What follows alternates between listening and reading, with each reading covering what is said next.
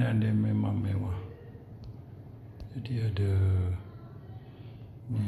ayam, nasi, sayur, buah dan air. Memang mewah. Okey, dah pakai tag dan kena letak drip. Okey guys, bon appetit.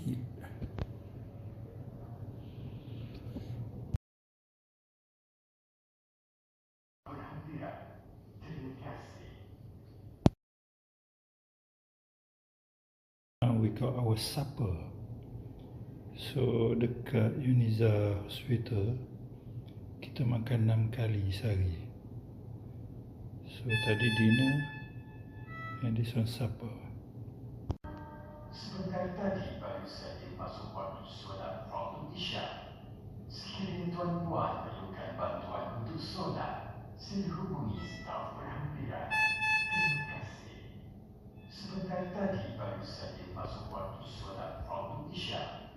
Sekiranya Tuan Puan perlukan bantuan untuk solat, sila hubungi staf berhampiran. Terima kasih.